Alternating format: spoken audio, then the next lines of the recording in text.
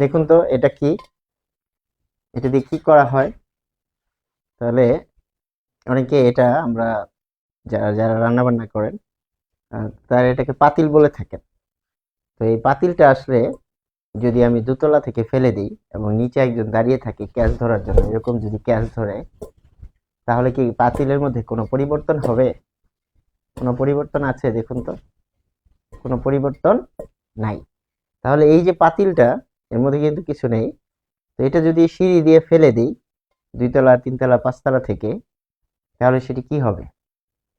কে বলতে পারবেন? কমেন্ট করে বলতে পারেন। তো দেখা যাচ্ছে যে সেটি কিন্তু এখানে টেপ খাবে, তাই না? এটি টেপ খাবে, কিন্তু এখন এই যে ঢেল দিচ্ছি, এটি কি টেপ খাচ্ছে? টেপ খাওয়ার কোনো সুযোগ আছে? ধরুন 2 তলা থেকে ফেলে দিলেন, কেউ একজন ধরলো, তাহলে সেটি কিন্তু টেপ খাবে না। তাহলে এই যে টেপ খাচ্ছে না, অর্থাৎ কোনো পরিবর্তন হচ্ছে না। কিন্তু যখন আমরা এটি ইউজ করছি, এরকম নতুন যদি কিনে থাকি এরকম, তখন সেটি কিন্তু অপরিবর্তনশীল।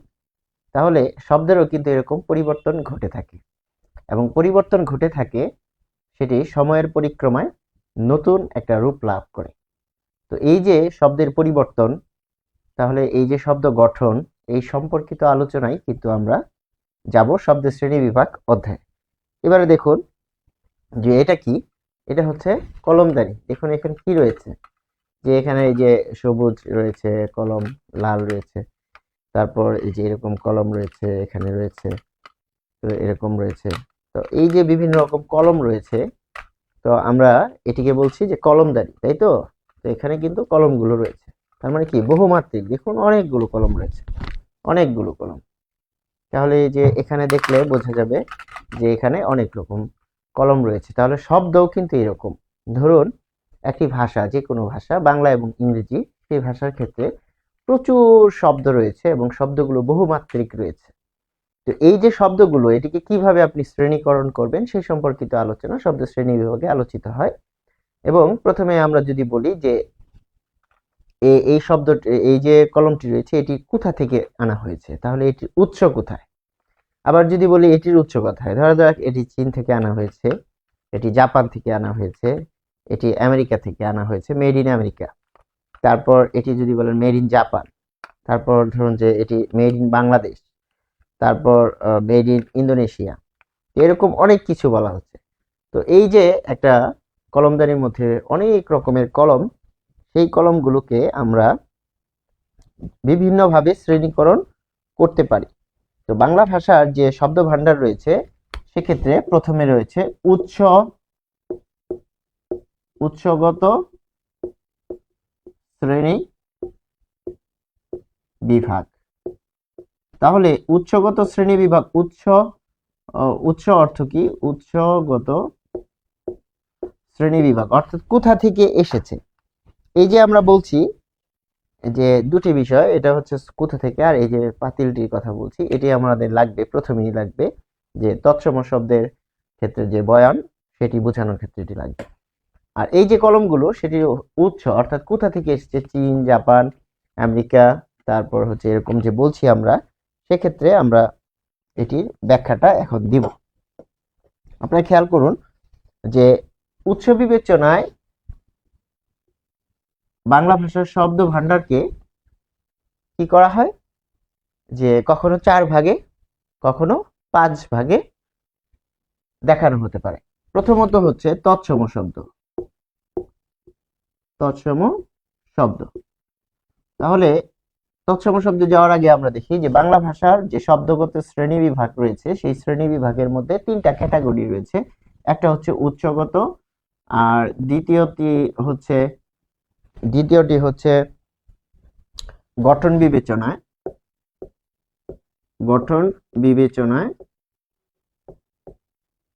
আর 3 নম্বরটি রয়েছে পদ বিবেচনায়। তাহলে উৎসগত শ্রেণী বিভাগে প্রথমে রয়েছে তৎসম শব্দ। এবারে কিন্তু আমাদের এটি ব্যাখ্যা করতে লাগবে।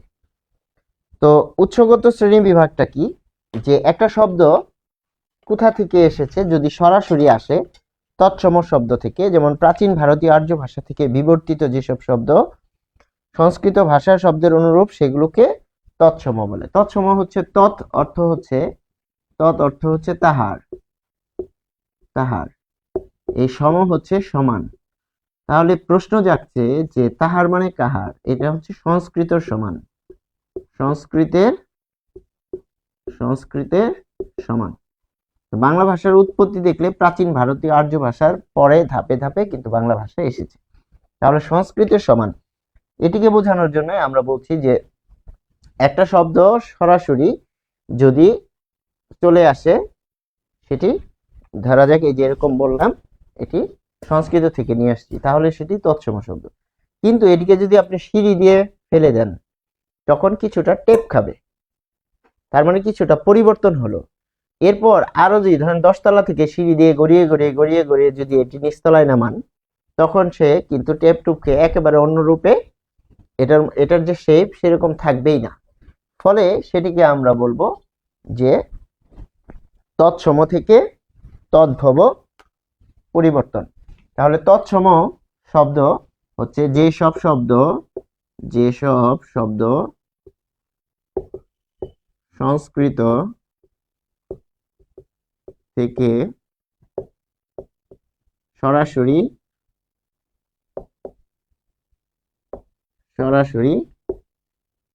বাংলা ভাষায়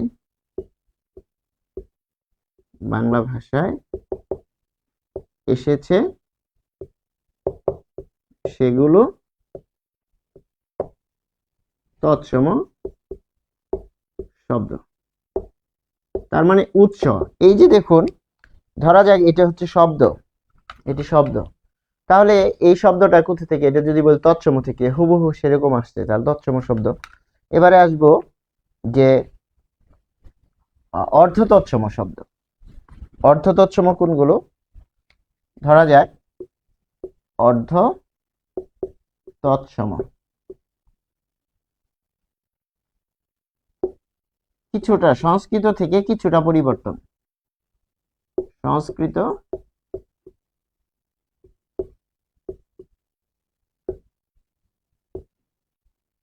কিছুটা পরিবর্তন, সংস্কৃত থেকে কিছুটা পরিবর্তন কিরকম, ধরা যাক এই যে এটা বললাম যে একটা দুইটা ট্যাপ খেয়ে নিচে নামছে সিঁড়ি দিয়ে ফেলে দেওয়ার পরে, এটা হচ্ছে সংস্কৃত থেকে কিছুটা পরিবর্তন। আমরা এখন উদাহরণে যাব। উদাহরণ কিরকম, ধরা যাক চন্দ্র, চন্দ্র থেকে চন্দ, তারপর হচ্ছে চাঁদ। তাহলে দেখুন এই চন্দ্র হচ্ছে তৎসম শব্দ, এই যে তৎসম চন্দ্র, অর্থাৎ এই যে এটি যেরকম আছে এটি সরাসরি এরকমই আসবে, সেটি হচ্ছে চন্দ্র। আর চন্দ্র কখন, যখন এটিকে ফেলে দিচ্ছি কিছুটা পরিবর্তন হচ্ছে আকৃতি, ধরো এখানে এখানে দুইটা বাড়ি দেওয়া হলো, এখানে যদি কিছুটা টেপ খায় তাহলে চন্দ্র।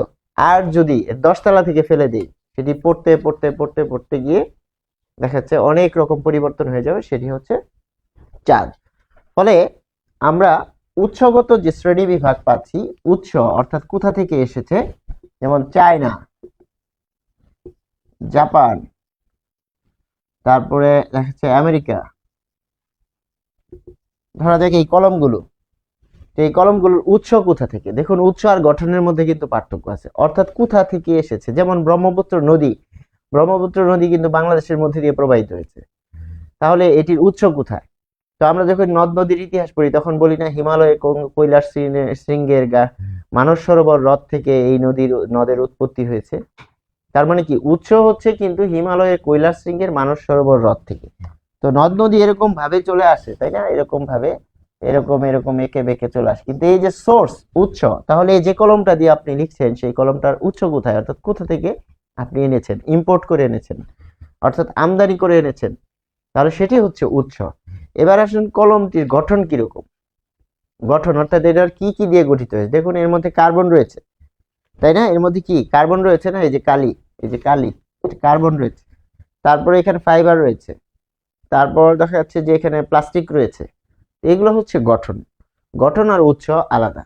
তো এখানে উৎস হচ্ছে কোথা থেকে আনছি, আমেরিকা, বাংলাদেশ, চীন, জাপান, ঢাকা, চিটাগাং, ধরেন আপনি ময়মনসিংহে আছেন, আপনি ঢাকা থেকে এনেছেন, তাহলে এটা হচ্ছে উৎস। তাহলে উৎসগত শ্রেণী বিভাগের মধ্যে আমরা কি কি পাচ্ছি, যে তৎসম শব্দ যখন সেটি কি হচ্ছে সরাসরি চলে আসতেছে, কোনো পরিবর্তন করতে পারবেন না, সেটি হচ্ছে তৎসম শব্দ। অর্ধ তৎসম শব্দ, তো এটি ক্ষেত্র বিশেষে অনেক সময় বই থাকে না, তো 4টা দেখানো হয়, কখনো কোথাও 5টা দেখানো হয়। আমরা দেখিয়ে দিচ্ছি যে সংস্কৃত থেকে এসেছে, এটি হচ্ছে চন্দ, কিছুটা পরিবর্তন হয়েছে। আর চাঁদ, তো দেখা যাচ্ছে যে তদ্ভব শব্দ, এটি কি তদ্ভব শব্দ। তাহলে আমরা এটি মুছে দিব। তো তদ্ভব শব্দ কিরকম আমরা এখানে লিখব, যে তদ্ভব,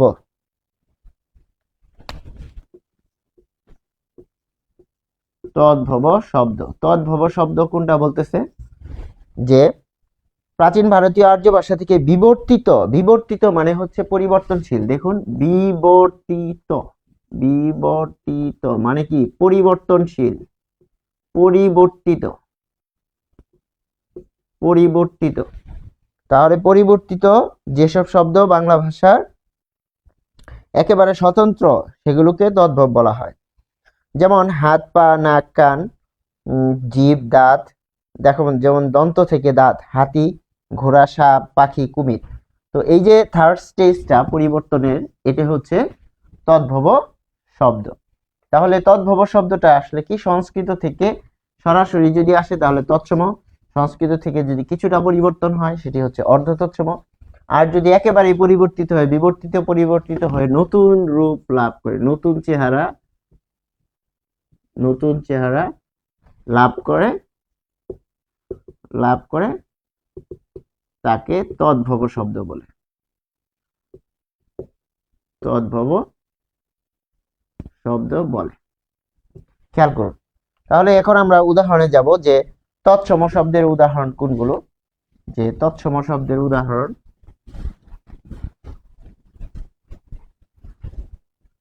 তৎসম,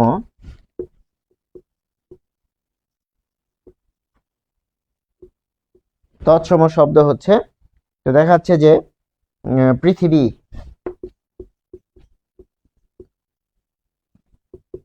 আকাশ, চন্দ্র, এগুলো লিখে লিখে প্র্যাকটিস করতে হবে। গ্রহ, বৃক্ষ। দেখবেন যে তৎসম শব্দে কি থাকবে, যে রফলা থাকবে, রি থাকবে, জফলা থাকবে, এগুলো হচ্ছে তৎসম শব্দ। তো তৎসম শব্দের বানানে কিন্তু তারপর মূর্ধন্য থাকবে। তৎসম শব্দে কি থাকবে, মূর্ধন্য থাকবে, তারপর মূর্ধন্য স থাকবে। তো এগুলো যখন আপনি পাবেন, তারপর এটি কি রফলা, জ ফলা, র ফলা, রি, রি দিয়ে থাকবে, তারপর হচ্ছে রেফ, রেফ থাকবে। তো এরকম দেখা যাচ্ছে যে কিছু টেকনিক রয়েছে যেগুলো দিয়ে আমরা তৎসম শব্দ চিনতে পারি। তাহলে তৎসম শব্দের বানানে নত্ব বিধান, এই যে নত্ব বিধান, নত্ব বিধান কি, তৎসম শব্দের বানানের নিয়ম, তৎসম শব্দের বানানের নিয়ম, তৎসম শব্দের বানানের নিয়ম হচ্ছে নত্ব বিধান। তাহলে খেয়াল করুন যে তৎসম শব্দের যে বানানের নিয়ম, তাহলে তৎসম শব্দ এর সাথে যেগুলো আমরা পাচ্ছি সেগুলো সবগুলোই কি দেখা যাচ্ছে যে এই যে মূর্ধন্য থাকে, তারপর মূর্ধন্য স থাকে, এবং দেখা যাচ্ছে যে এই যে রি, রি র স, এরপরে মূর্ধন্য হয়। তাহলে ঋণ, তারপরে তারপর আপনি ধরেন যে বর্ণ, ঋণ, বর্ণ, বর্ষা। দেখুন এই যে রয়েছে। তারপর টবর্গীয় ধ্বনির আগে মূর্ধন্য হয়, ট ঠ ড ঢ। তাহলে ঘন্টা, কণ্টক, লণ্ঠন, যেখানে মূর্ধন্য আসছে সেটি হচ্ছে তৎসম শব্দ। তাহলে এরপর আসছি তদ্ভব শব্দ, যেমন আমরা বলছিলাম যে পরিবর্তন হয়ে আসবে, যেমন পাখি, তদ্ভব শব্দ পাখি, হাত, পা, যেমন হস্ত। হস্ত এটি পরিবর্তন হয়ে কি হচ্ছে? হাত। পদ এটি পরিবর্তন হয়ে পা। তারপর দেখা যাচ্ছে যে আরো পাচ্ছি যে নাক। কর্ণ, এই যে দেখুন কর্ণ, কর্ণ এখানে কি রয়েছে? মূর্ধন্য রয়েছে। কর্ণ হচ্ছে তৎসম, তৎসম এটি পরিবর্তন হয়ে হচ্ছে কান। তারপর দেখাচ্ছে যে হস্তি, হস্তি থেকে হাতি, যে কারণে বলা হয় কি হস্তি জুত। হস্তি যখন প্লুরাল করতে হয়, বহুবচন করতে হয়, হস্তি যুদ্ধ বলতে হয়। আর হাতির ক্ষেত্রে বলা হয় হাতির পাল। দেখুন এই যে তদ্ভব শব্দ, তদ্ভব শব্দ হাতি, তাই বহুবচনে পাল। আর তৎসম শব্দ হস্তি, তাই বহুবচনে যুত। এরকম ভাবে আমরা এই তদ্ভব বেশি ব্যবহার করি। এরপর আসেন যে দেশি শব্দ। দেশি শব্দ কোনগুলো? বাংলা অঞ্চলের আদিবাসী জনগোষ্ঠী। দেশি শব্দ,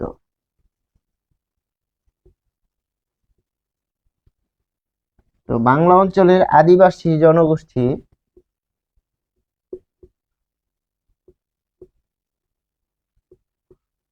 বাংলা অঞ্চলের আদিবাসী জনগোষ্ঠীর, বাংলা অঞ্চলের আদিবাসী জনগোষ্ঠীর যে ভাষা রয়েছে, ভাষা থেকে কিছু শব্দ বাংলা ভাষায় স্থান পেয়েছে। ভাষা থেকে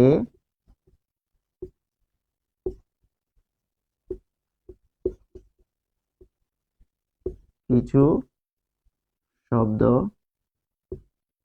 বাংলা ভাষায় স্থান পেয়েছে,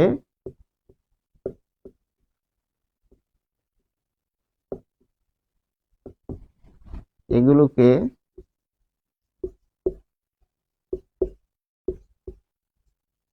দেশি শব্দ বলে। কিরকম? যে কুড়ি, অল্প কিছু, অল্প কিছু শব্দ, কুড়ি, পেট, তারপর চুলা, এরপর আমরা পাচ্ছি কুলা, ডাব, কুলা, ডাব, ঢেকি,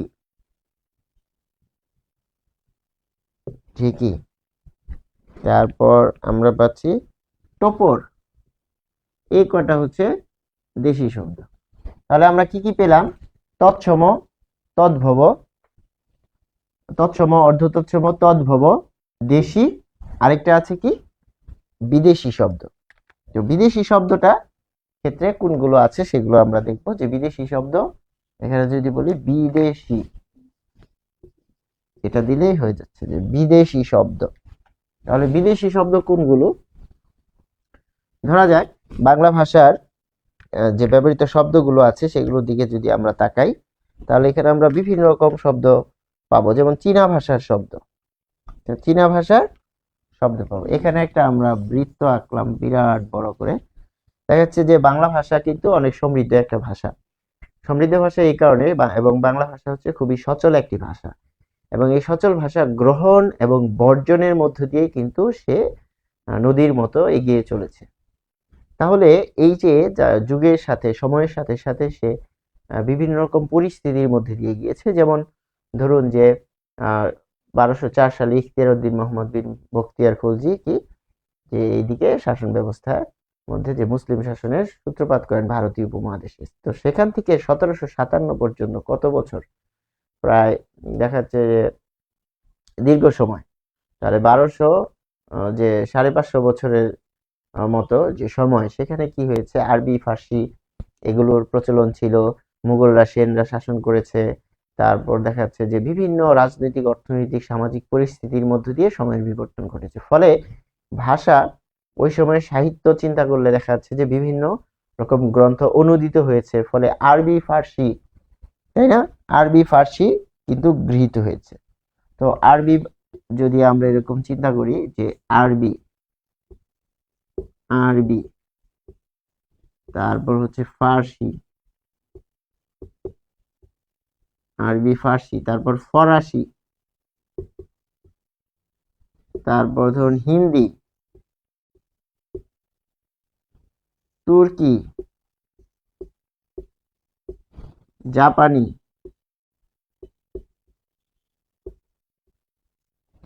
আরবি ফার্সি, ইংরেজি। তো বিদেশি শব্দ বিভিন্ন জাতিগোষ্ঠী বা ভাষাগোষ্ঠী এই অঞ্চলে ভারতীয় উপমহাদেশে, যেমন 1757 থেকে দেখা যাচ্ছে যে 1947, তো এই সময় 190 বছর ইংরেজরা ছিল ভারতীয় উপমহাদেশে। তো তাদের শাসন ব্যবস্থা ছিল, ফলে এই সময় কিন্তু ইংরেজির একটা ব্যাপক ইনক্লুশন হয়েছে, অর্থাৎ ইংরেজি ভাষা এখানে ব্যাপকভাবে প্রচলিত ছিল এবং ফলে ইংরেজি ভাষার শব্দগুলো কিন্তু ব্যাপকভাবে ব্যবহৃত হয়েছে। ফলে সময়ের সাথে সাথে বিভিন্ন রকম ভাষা, আরবি, ফার্সি, তারপর দেখাচ্ছে হিন্দি, তুর্কি, জাপানি, তারপর দেখাচ্ছে চীনা শব্দ, তাই না? তারপর হচ্ছে চীনা, এগুলো কিন্তু বাংলা ভাষায় ইনক্লুডেড হয়েছে। ফলে অন্তর্ভুক্ত হওয়ার কারণে এগুলো আমরা ব্যবহার করতে করতে করতে করতে আমাদের দৈনন্দিন জীবনের অংশ হয়ে গেছে। যেমন রিক্সা, রিক্সা অনেকে বুঝতেই পারে না যে এটা রিক্সা কোন ভাষার শব্দ, এটা কিন্তু জাপানি। তারপরে আরো আছে যেমন ওলন্দাজ, ওলন্দাজ,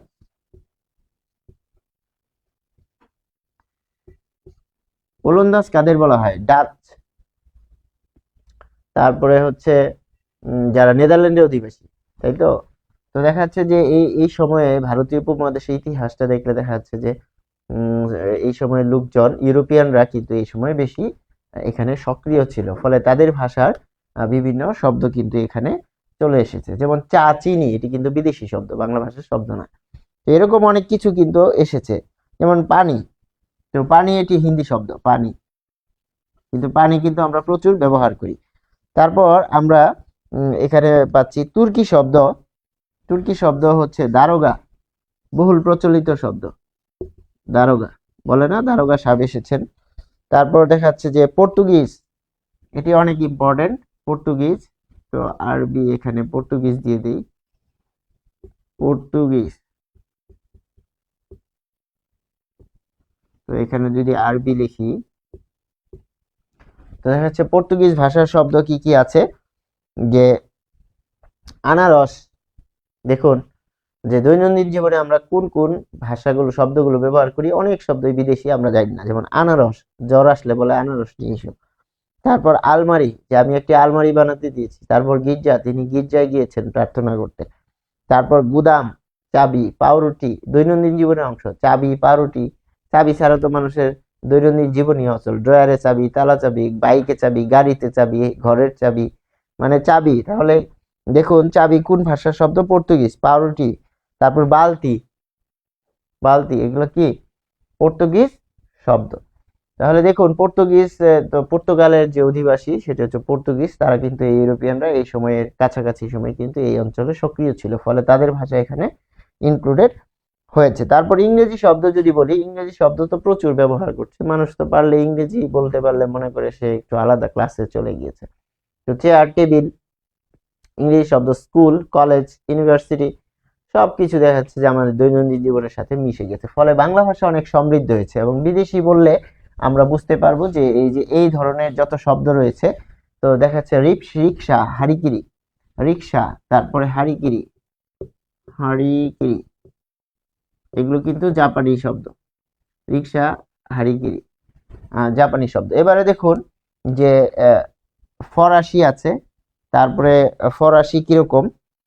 ফরাসি হচ্ছে কুপন, ডিপো, কুপন, ডিপো, রেস্তোরাঁ, এগুলো কিন্তু প্রচুর ব্যবহৃত শব্দ। তারপর আমরা পাচ্ছি আর ফরাসির ক্ষেত্রে আমরা পাচ্ছি কার্তুস, এটা হচ্ছে ফরাসি। তারপর কার্তুস, তার মানে দেখুন এই যে উপরে যেগুলো পড়লাম, যে তৎসম, অর্ধ তৎসম, দেশি শব্দ, এটির বাইরে বিদেশি বললে হিউজ, বিদেশি একটা বৃত্ত, কিন্তু এর মধ্যে কিন্তু অনেকগুলো অংশ রয়েছে। তাহলে বিদেশি একটা ক্যাটাগরি, কিন্তু একটা ক্যাটাগরির মধ্যে সব কিছু চলে আসছে, জাপানি, তুর্কি, হিন্দি। তারপর দেখা যাচ্ছে আরবি ফার্সি যদি বলি, তো এগুলো আছে। আরবি আরবি দেখা যাচ্ছে আল্লাহ, খোদা, এরকম। তো এটা মুছে দিই। তো আরবি ফার্সি হচ্ছে আল্লাহ, হারাম, হালাল, আল্লাহ,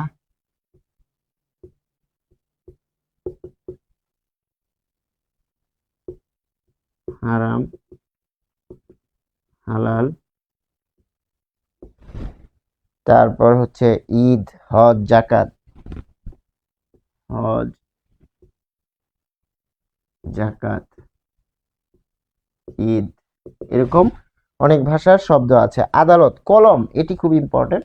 তো এটা আমরা লিখে রাখি এখানে স্টার দিয়ে। কলম হচ্ছে আরবি ভাষার শব্দ, কারণ এটি আমাদের দৈনন্দিন জীবনে প্রচুর লাগে। তারপর নগদ বাকি, নগদ ব্যবসা বাণিজ্যের জন্য লাগে, বাকি। তারপর আদালত, দেখুন আপনি যা ব্যবহার করছেন প্রায় সবই কিন্তু বিদেশি শব্দ। এরপর ফার্সি দেখুন, এখানে খেয়াল করুন, আল্লাহ এটা হচ্ছে আরবি শব্দ, আর ফার্সি হচ্ছে খোদা। দেখুন ইসলামের যে মূল বিষয়, মূল বিষয়গুলো যেগুলো আছে, দেখা যাচ্ছে যে আমরা আল্লাহর নামটি বেশি নেই, কোরআনে আছে যেটা, সেটা হচ্ছে যে আরবির মধ্যে পড়েছে। তারপর দেখা যাচ্ছে যে নামাজ, রোজা, নামাজ আরবিতে কি আছে? সালাত, আরবিতে হচ্ছে সালাত, আর এখানে হচ্ছে নামাজ। আর সাওম, এখানে হচ্ছে রোজা। কিছুটা পার্থক্য রয়েছে আরবির সাথে। এখানে যে ফার্সির পার্থক্যগুলো দেখলেই বুঝতে পারবেন। তো এরকম আরো রয়েছে কারখানা, চশমা, চশমা, তোষক, চশমা। তাহলে এটি কিন্তু খুব ইম্পর্টেন্ট, কারণ দৈনন্দিন ব্যবহৃত চশমা। দেখুন কলম, তাহলে এটা আরবি শব্দ, একটু ব্যতিক্রম মনে হচ্ছে তাই না? কলম একটু ব্যতিক্রম মনে হচ্ছে, আবার চশমা এরকম মনে হচ্ছে। তাহলে এখানে আছে চীনা শব্দ, যে চা, চিনি, চীনা শব্দ এখানে নাই। চা, চিনি, এরকম চীনা শব্দ রয়েছে। তাহলে বিদেশি শব্দের মধ্যে অনেক ক্যাটাগরি রয়েছে, এগুলো আমাদের দেখা যাচ্ছে যে আমরা যদি এগুলো দিয়ে কোনো একটা ছন্দ বানাতে পারি সেক্ষেত্রেও উপকৃত হব। আবার বারবার পড়ে পড়ে দাগিয়ে দাগিয়ে পড়ে পড়ে এখানকার নাম্বার বা মার্কস নিশ্চিত করতে হবে। তারপর উলন্দাজের ক্ষেত্রে আমি একটু যাব। উলন্দাজ হচ্ছে তাসের নামগুলো আছে না, তাসের নাম, তাসের নাম, তাসের নাম। উলন্দাজ কিরকম? যে হরতন, ইস্কাপন, এখানে হরতন, ইস্কাপন, টেক্কা। তারপর দেখাচ্ছে তুরুপ, রুইতন, তুরুপ, এগুলো হচ্ছে। তো দেখা যাচ্ছে যে আমাদের কিসের নাম? এখানে উলন্দাজ যে শব্দ রয়েছে সেটির নাম। তারপর দেখাচ্ছে যে ধোলাই, পানি, এটা হচ্ছে পানি, ধোলাই, ধোলাই করে, ধোবার কাজ কি? ধোলাই করে। তাহলে বিদেশি শব্দের মধ্যে কিন্তু অনেক ক্যাটাগরি পড়েছে। তাহলে আমাদের এক্ষেত্রে খেয়াল রাখতে হবে যে উৎস, অর্থাৎ এই যে যেমন আমরা বলছি যে এই যে কলম শব্দটি, তাহলে কলম শব্দটি এটা উৎস, তাহলে এটা কোথা থেকে এসেছে? কলম শব্দটি যদি বলি এটা কোথায়, মেড ইন জাপান, তাহলে এটা বিদেশি, উৎসটা কি? বিদেশি শব্দ। আরো যদি স্পেসিফিক বলেন তাহলে কি, কলম শব্দটা কি হচ্ছে? আরবি শব্দ। তাহলে আরবি ভাষা থেকে এখানে যে আরবি শব্দ সেটি হচ্ছে এই কলম। তাহলে এবার যদি বলি এটা গঠন কিভাবে, সেটি কিন্তু আলাদা বিষয়। তার মানে উৎস খুঁজতেছি আমরা, কোথা থেকে আনা হয়েছে, সোর্স। তো সোর্সটা হচ্ছে, সোর্স বা উৎস, উৎস বিবেচনায় আমরা এতক্ষণ পড়লাম, মানে কোথা থেকে আনা হয়েছে। এবার উৎস থেকে হতে পারে সংস্কৃত, হতে পারে, যদি চেঞ্জ না হয় তাহলে সংস্কৃত বা তৎসম, যদি কিছুটা পরিবর্তন হয় সেটি অর্ধ তৎসম, আবার যদি আরো বেশি পরিবর্তন হয় সেটা কি? তদ্ভব শব্দ। তারপর দেশি রয়েছে, বিদেশি রয়েছে, এরকম বিভিন্ন জায়গা থেকে আনা হয়েছে। এবার আমি একটু এখানে খেয়াল করব যে আপনাদের সামনে এটা আবার একটু প্রেজেন্ট করব। তাহলে এটা যদি বাংলা ভাষার শব্দ ভান্ডার হয়ে থাকে, তাহলে এটা ধরেন হিন্দি ভাষার শব্দ, এটা হচ্ছে চীনা ভাষার শব্দ, এটা আরবি শব্দ, এটা ফার্সি শব্দ, তারপর এটা হচ্ছে ওলন্দাজ শব্দ, তারপর এটা হচ্ছে হিন্দি শব্দ, এরকম অনেক ভাষার শব্দ মিলে কিন্তু এই কলমদানিটা ভরা হয়েছে। ঠিক এরকম একটা ভাষার এরকম একটা স্পেস জায়গা জুড়ে বিশাল মানে একটা ক্ষেত্র রয়েছে এবং সেখানে বিভিন্ন ভাষার শব্দ এসে জড়ো হয়েছে এবং সেগুলো ব্যবহারের মধ্যে দিয়ে ওই ভাষাটা কি হচ্ছে, প্রাণবন্ত থেকে যাচ্ছে এবং এগিয়ে যাচ্ছে। এবারে আমরা গঠনের দিকে যাব। তাহলে গঠনের ক্ষেত্রে আমরা যদি চিন্তা করি যে এখানে কি দাঁড়াচ্ছে, তো গঠন আমরা দেখব যে গঠনগত দিক বিবেচনা। গঠন অর্থাৎ শব্দটি কিভাবে গঠিত হয়েছে, গঠন বিবেচনায়, গঠন বিবেচনায় কিভাবে গঠিত হয়েছে। তাহলে গঠন বিবেচনায় শব্দের শ্রেণীবিভাগ যদি বলি, সেটি হচ্ছে মৌলিক শব্দ। এক হচ্ছে মৌলিক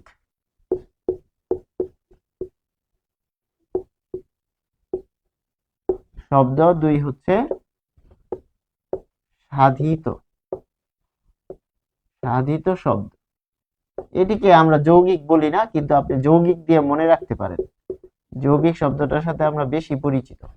তাহলে মৌলিক যেমন H2O, তো এটা তো যৌগ, তাই না? কিন্তু দেখা যাচ্ছে যে অক্সিজেন, হাইড্রোজেন, তারপরে অ্যালুমিনিয়াম, তো এটা কি মৌল, মানে এটাকে ভাঙলে এটাই পাবেন।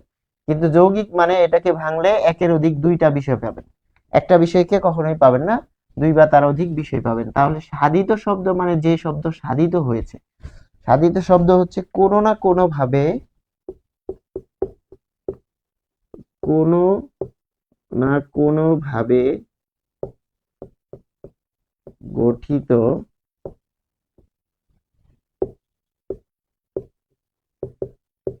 হয়েছে। তাহলে সাধিত শব্দ কি পাচ্ছি, কোনো না কোনো ভাবে সেটি গঠিত হয়েছে। তাহলে এই ক্ষেত্রে হতে পারে সন্ধি, সমাস, পদাশ্রিত নির্দেশক, বচন, অনেক কিছু হতে পারে। এর কারণে বলা হচ্ছে এটা সাধিত। সাধিত মানে কোনো এর মধ্যে একের অধিক বিষয় রয়েছে। আর মৌলিক যেটাকে আপনি কোনো বিশ্লেষণ করতে পারবেন না, যেমন গাছ, গাছ, তারপর পাখি,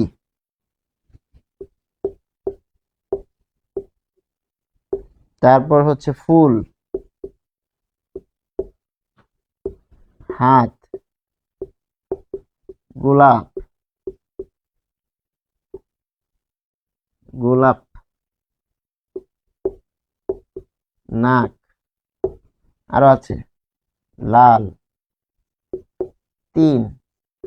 এই সব কিছু হচ্ছে মৌলিক শব্দ এবং এগুলোকে ভাঙেন, দেখেন কোনো কিছু পান কিনা, সন্ধি, সমাস, উপসর্গ কোনো কিছু পাবেন কিনা, পারবেন না। ফলে যেটাকে আপনি বিশ্লেষণ করতে পারবেন না সেটা মৌলিক শব্দ, আর যেটাকে আপনি বিশ্লেষণ করতে পারবেন সেটি হচ্ছে সাধিত শব্দ। কিরকম, আমরা একটু উদাহরণে যাব।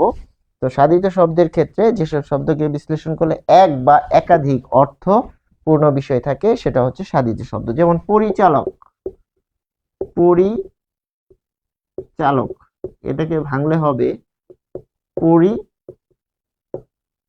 যোগ চালক। তাহলে দেখুন এটা কি, এটা হচ্ছে উপসর্গ। তারপর ধরুন যে ডুবন্ত, ডুবন্ত না দিয়ে আমরা চলন্ত লিখব, চলন্ত, চল যোগ অন্ত, চলন্ত। তাহলে দেখুন এটা প্রত্যয় যুগে, প্রকৃতি প্রত্যয়, এটা কি উপসর্গ যুগে। এরপর আমরা আরো পারবো যে দেখা যাচ্ছে যে নীলাকাশ, নীলাকাশ,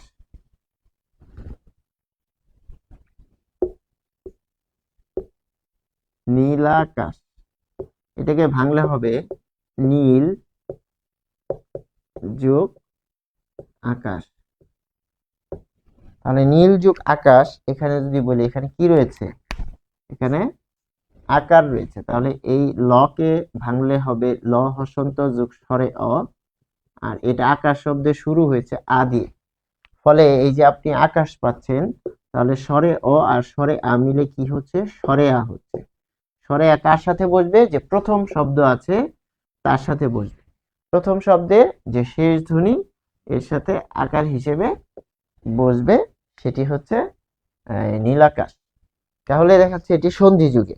এরপর আমরা আরো পাবো যে শব্দের দ্বিত্ব প্রয়োগেও, যেমন ধুম ধুম, ধুম যোগ ধুম, এটা হবে ধুমাধুম, ধুমাধুম। এটা হচ্ছে ধ্বনি পরিবর্তন অসমীকরণ বলে। এটা যদি 2 হয়, এটাও 2, তাহলে 2 যোগ 2 4 হওয়ার কথা, কিন্তু এখানে তো 2 যোগ 2 4 না হয়ে ধরুন 5 হয়েছে। কেন 5 হয়েছে? তাহলে মানে এটা সমান নাই, যে স্বরে আসছে।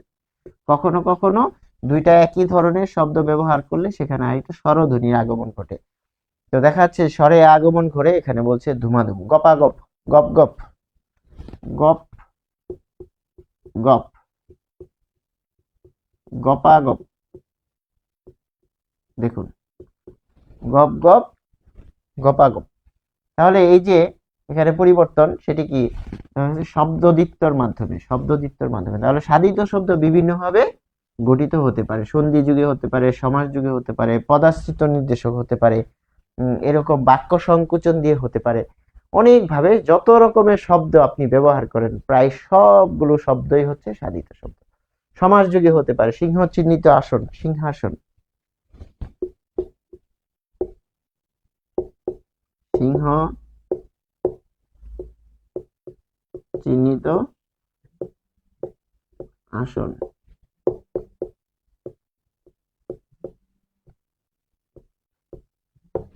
সিংহাসন। ফলে এখানে কিন্তু আমরা গঠন বিবেচনায় দেখতে পাচ্ছি। তাহলে গঠন কি?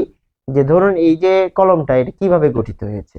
তাহলে একটা হচ্ছে সোর্স, উৎস, এটা কোথা থেকে আনেছেন? Made in China, made in Japan, made in Bangladesh, made in America. তো এটা এটা কিন্তু দুইটা দিক আছে। এটা সোর্স, কিনে আনছি, আমদানি করছি, না নিজেরা প্রডিউস করছি। তাহলে এটা উৎস। উৎস সেরকম ভাবে উৎসর মধ্যে আপনি কোথায় ফেলবেন? যে তৎসম, অর্ধ তৎসম, তদ্ভব, তারপর দেখা যাচ্ছে যে দেশি বিদেশি, এখানে ফেলতে পারবেন। কিন্তু যদি বলে এটা কি দিয়ে গঠিত হয়েছে, তখন কিন্তু আপনাকে বলতে হবে এর মধ্যে কি কি আছে। প্রয়োজনে আপনি রাসায়নিক বিশ্লেষণ করে বলবেন, কিন্তু আপনাকে বলতে হবে।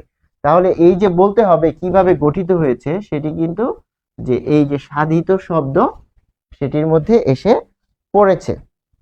এরপরে আসুন যে পদ বিবেচনায়, পদ বিবেচনায়, তাই না? তাহলে শব্দকে আপনি বিভিন্নভাবে কিন্তু শব্দ, যে ব্যাকরণিক শব্দ শ্রেণী আছে পদ বিবেচনায়, পদ বিবেচনায়, পদ বিবেচনায় কিরকম ভাবে আছে? যে ধরুন যে বিশেষ্য শব্দ আছে, তাহলে শব্দ যখন বাক্যে ব্যবহৃত হয় তখন তার নাম হয় পদ। অর্থাৎ এখানে ছিল, এখানে ছিল, এখানে ছিল, এখানে ছিল, এখানে বিভিন্ন শব্দ আছে, একে নিয়ে এসে আপনি বাক্যে ব্যবহার করছেন, তখন তার নাম হয়েছে পদ। এবং এইসব পদকে মোট 8টি শ্রেণীতে ভাগ করা যায়। 8টি শ্রেণীতে। তো 8টি শ্রেণীতে কিরকম ভাগ করা যায়? ধরা যাক 1 বিশেষ্য, বিশেষ্য, 2 হচ্ছে বিশেষণ, বিশেষণ, 3 হচ্ছে সর্বনাম, বিশেষ্য, বিশেষণ, সর্বনাম, তারপর হচ্ছে ক্রিয়া, তারপর আরো যদি বলি ক্রিয়া বিশেষণ, অ্যাডভার্ব, ক্রিয়া বিশেষণ, ক্রিয়া বিশেষণ হচ্ছে অ্যাডভার্ব, বিশেষণ তো অ্যাডজেক্টিভ, এটা হচ্ছে নাউন, প্রোনাউন, ভার্ব। তারপর আমরা আরো পাচ্ছি যে অনুসর্গ, প্রিপোজিশন, অনুসর্গ, অনুসর্গ, তারপর হচ্ছে যোজক,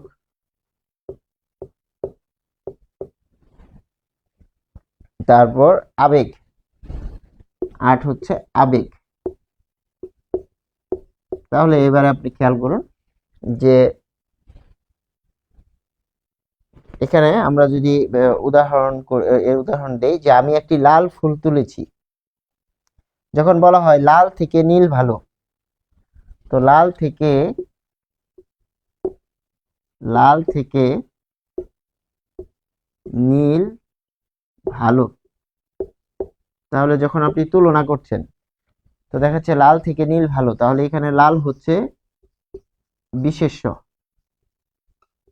কিন্তু যখন বলছেন আহ, নীল ফুল, নীল ফুল কিনে কিনবো, নীল ফুল কিনবো, তখন দেখুন যে ফুল, ফুল হচ্ছে নাউন বা বিশেষ্য।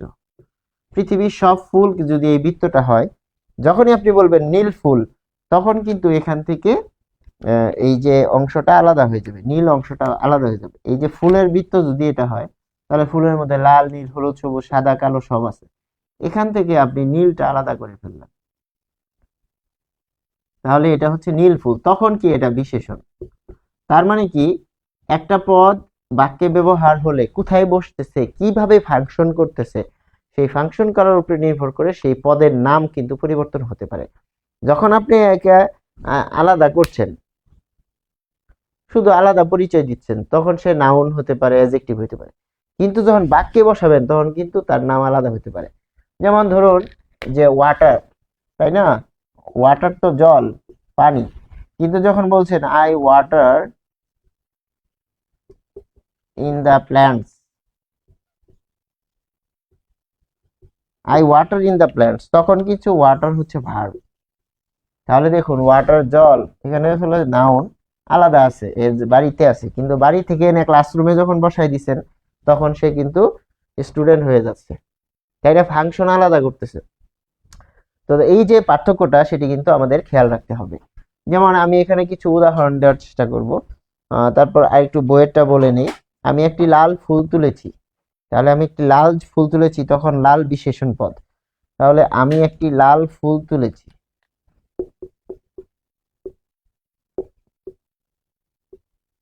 আমি একটি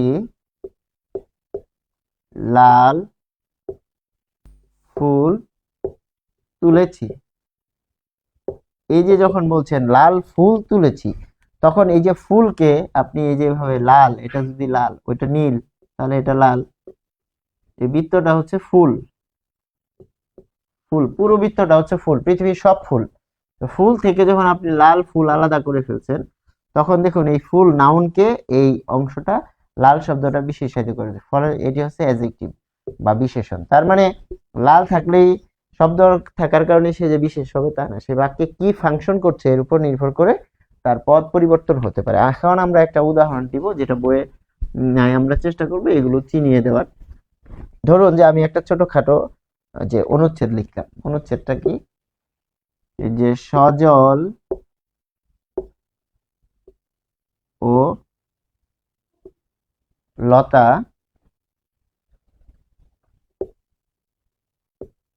নীল ফুল কিনে আনলো। তাহলে এটা লিখলাম, সজল ও লতা নীল ফুল কিনে আনলো। আচ্ছা ঠিক আছে, এখানে লিখলাম যে বাজার থেকে, বাজার থেকে নীল ফুল কিনে আনলো। ঠিক আছে, এরপর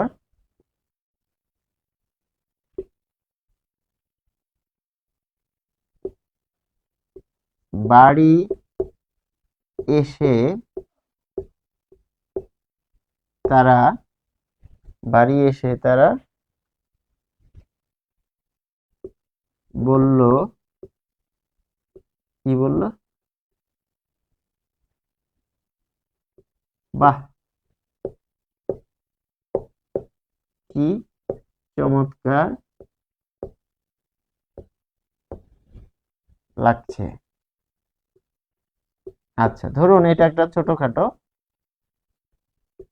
এখানে আমরা একটা বাক্য লিখছি। তাহলে সজল ও লতা, এই যে সজল এটা হচ্ছে কি বিশেষ্য, এই যে 1 নাম্বার। তারপরে লতা বিশেষ্য, এই যে ও যোজক, বাজার থেকে, থেকে, থেকে হচ্ছে অনুসর্গ, ফ্রম দ্য মার্কেট, এই যে প্রিপোজিশনে কি ফ্রম, এই বাংলায় হচ্ছে অনুসর্গ। তারপর এখানে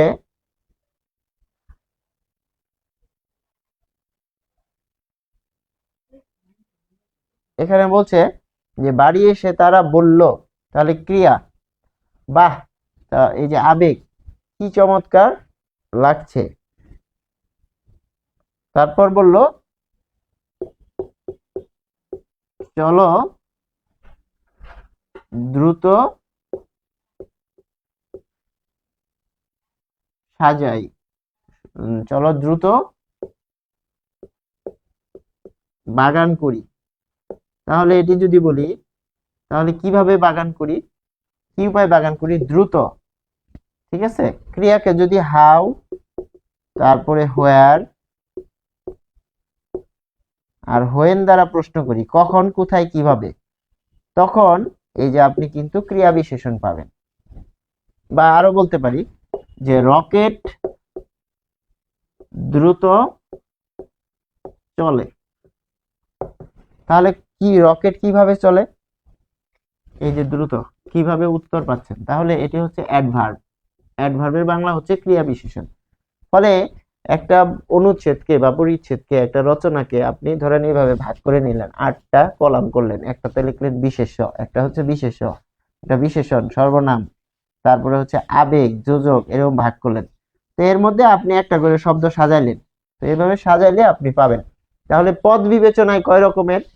পদ বিবেচনায় শব্দ হচ্ছে 8 রকমের।